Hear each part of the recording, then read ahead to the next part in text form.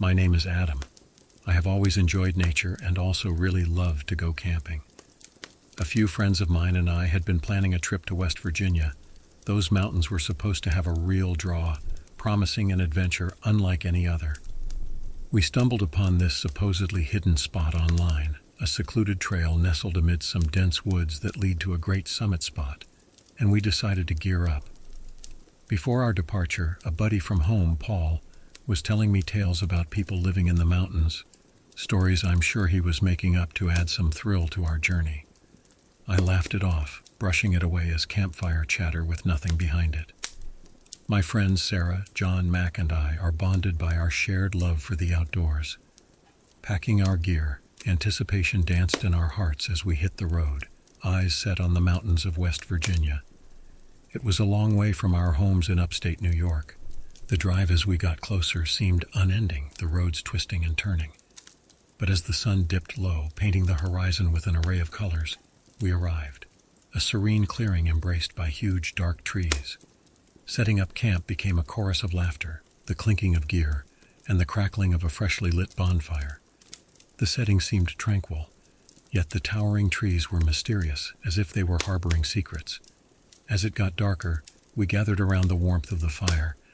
Sarah's guitar strings hummed melodies. John occasionally added some vocals to the tunes, and Mac, our grill master, conjured up some delicious burgers. The stars lit up the sky, a perfect night under their watch.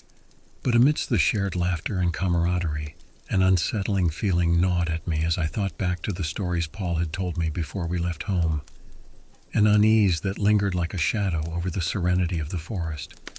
It was a strange sensation, like something just didn't feel quite right. Despite the exhaustion nudging us towards our tents, I couldn't shake off the faint unease that accompanied me into my sleeping bag. It was a night of tossing and turning, the faint rustle of leaves and the distant hoot of an owl serving as an eerie lullaby. The night lingered on, a canvas painted in shades of darkness. I think I finally fell asleep around midnight. Suddenly I found myself in the heart of the woods, towering trees enveloping me. The pines almost whispered, it seemed, strange sounds that reverberated through the woods. A dark figure emerged from the shadows behind a cluster of pines. I could make out that it looked like another hiker. I tried to speak, but I wasn't able to get anything out. The figure advanced, whispering some sort of a chant, a haunting melody that sent shivers down my spine. The man in the trees almost seemed to be communicating, their words some sort of a symphony that looped around in my head. Suddenly, a jolt, a panicked awakening, heart racing, breaths shallow. I found myself in the cold grasp of reality, drenched in a clammy sweat. It was a night terror, a disorienting collision of dream and restlessness that left me trembling. The echoes of the chilling whispers still lingered in my mind. I didn't sleep much for the rest of the night. Before I knew it, morning crept in, painting the sky in hues of amber and gold. The eerie dream fading at this point as I again got excited about our hike. My friends emerged from their tents, the remnants of sleep still clinging to their weary eyes. Despite the vividness of the night terror, I tried to shrug it off, a restless slumber born of the unfamiliarity of our campsite. We packed up, our banter and laughter mingling with the fresh morning air. Everyone was ready to set out for a day of exploration. As the morning sun stretched through the canopy, we geared up for our day's adventure. We planned to hike up quite a large ridge. Online, it had promised breathtaking views of the surrounding wilderness. I think everyone was excited, a chance to conquer new heights and behold nature's beauty. The trail meandered through the dense forest. These woods felt different from the ones we all knew at home. The towering trees rustling their leaves gave me a feeling of peace during our ascent. Sarah, John, Mac, and I marched forward, eager to reach the ridge. A few hours into the hike, something struck me as odd. Mac noticed several carvings etched into the bark of the trees just off our trail. Strange symbols or markings, a sight that sent a subtle shiver down my spine, as I've seen a lot of horror movies. I told myself it was probably just mischievous hikers who'd ventured here before. Soon murmurs of discomfort surfaced among my friends. John mentioned glimpses of figures lurking behind trees, distant shapes that would appear and vanish instantly in the shadows. Mac echoed his unease, swearing he saw movements further off the trail. I brushed off their concerns with an assurance that we were alone, dismissing their fears as tricks of the mind induced by the dense foliage and the unfamiliar terrain. After all, there were no other cars in the lot where we parked at the entrance to the trail, a rational explanation that I hoped would dispel their growing anxiety. Pressing on, the path grew steeper, more challenging. The wind picked up as we gained elevation, and with the wind, the rustle of the trees grew more persistent. It sounded almost like hushed warnings, or so it seemed in the depths of the dense woods. Shadows danced among the trees, casting disconcerting shapes that played havoc with our imagination. My friend's unease lingered, casting sly glances over their shoulders, but I remained calm, urging them to think about the reward awaiting us at the summit. The figures they thought they glimpsed remained elusive, nothing more than shadows lurking at the edges of our vision, I reassured the group. Finally, after nearly a whole day of travel, we conquered the ridge's peak, the vast expanse of the forest laid out before us in a breathtaking panorama. The view was mesmerizing, a testament to nature and all she has to offer, momentarily erasing the anxiety that had plagued us on our journey up. Realizing the fading daylight, we hastily set up camp atop the ridge, the descending darkness making the prospect of hiking back down the ridge seem daunting. As the sun dipped below the horizon, we erected our tents and started a fire, seeking comfort in the warmth. Everyone was exhausted from the day, so we cooked some dinner and settled in for a second night, everything seemingly fine under the veil of nightfall. Sleep came easy, a welcomed rest from the day's adventures. The wind had settled down and we all went to bed full and feeling content. But then the night betrayed us. Amidst the near silence of the forest, a rustling sound woke me up.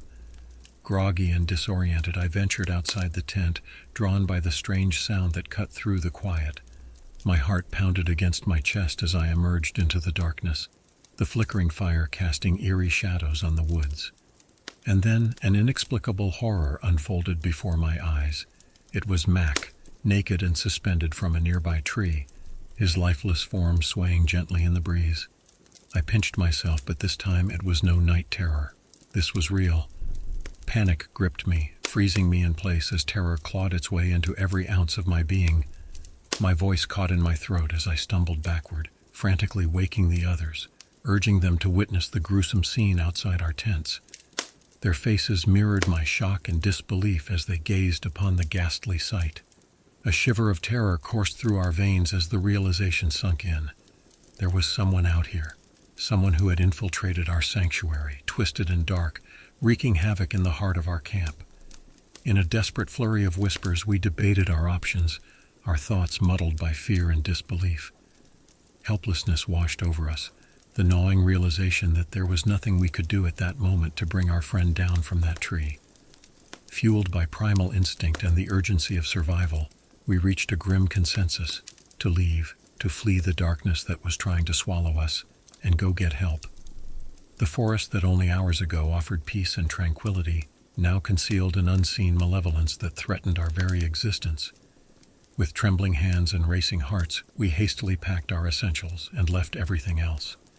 In the dim light of our flashlights, we navigated the eerie terrain. Our footsteps echoed through the woods that had grown eerily quiet. The darkness seemed impenetrable. The trees loomed over us as if they were watching.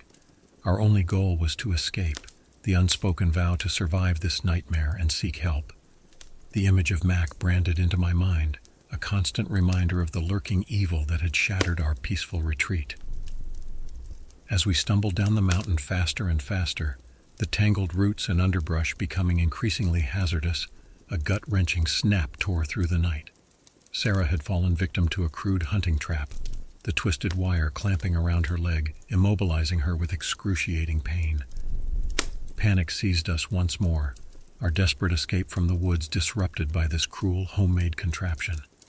Sarah's agonized cries pierced the silence, her pleas for help echoing through the dark expanse, an instant reminder that we weren't out of the woods yet.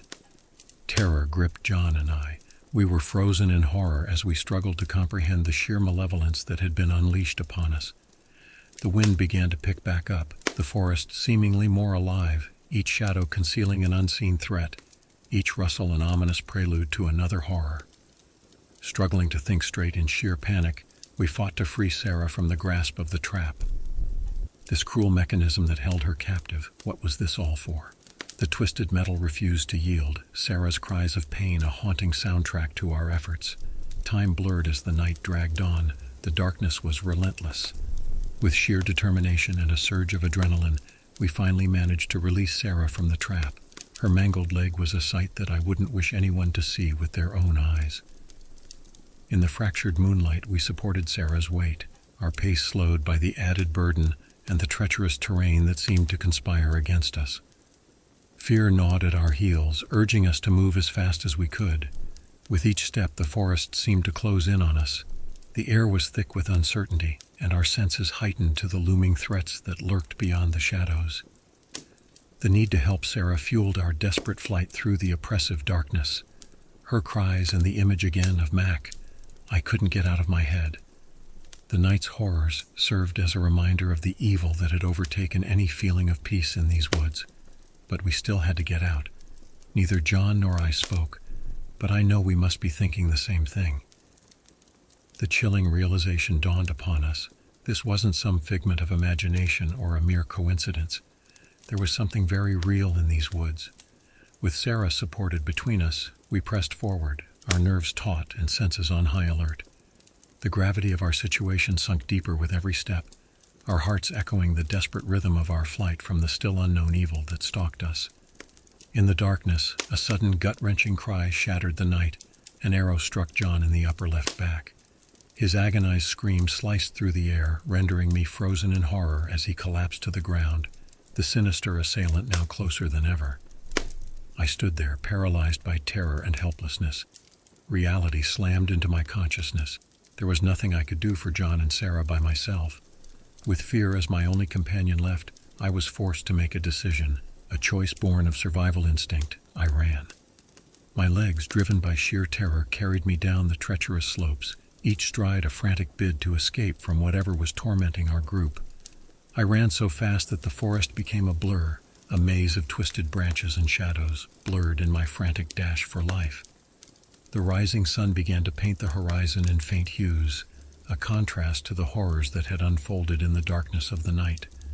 My breaths came in ragged gasps, my heart pounding with the thundering rhythm of my footsteps. Adrenaline surged through my veins. I couldn't stop until I reached the car. Finally, as the first glimpse of sunlight crept over the horizon, I stumbled into the clearing at the mountain's base, the haunting whispers of the woods finally fading. I collapsed, the weight of the night's horrors crashing down upon me. I lay sprawled at the base of the mountain, my lungs gasping for air. My entire body felt like it felt my heartbeat. Summoning every ounce of strength left in me, I staggered to my feet, my mind a whirlwind of terror and sorrow.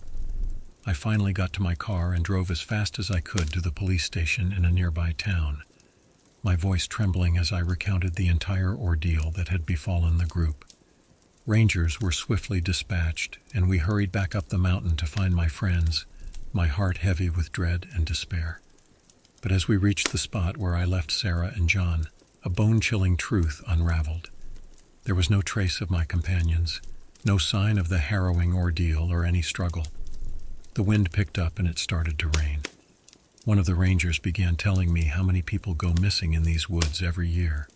A tapestry of chilling tales passed down through generations, woven with the threads of mysteries and lost souls. My friends Sarah, John, and Mac, they couldn't be gone without a trace. How could they be swallowed by the depths of the woods? It just didn't make any sense. The legends of these haunting mountains echoed in the wind. The rangers made me get checked out physically and mentally. The results solidified the fact that I was telling the truth. Days turned into weeks. No news. I heard nothing from the police. The haunting memories of that ill-fated expedition are etched into my soul. I yearned for closure, for answers that eluded me. The truth is out there in those mountains, the truth that had claimed my friends. With a heavy heart and a haunted soul, I retreated from the cursed woods, forever haunted by memories of that trip. A journey that had begun in hopeful camaraderie, only to end in desolation and unanswered questions. The legends of the Appalachian Mountains continued to echo in the whispers of the wind, a somber tribute to the lost souls whose fates were forever entwined with the mysteries of those mountains.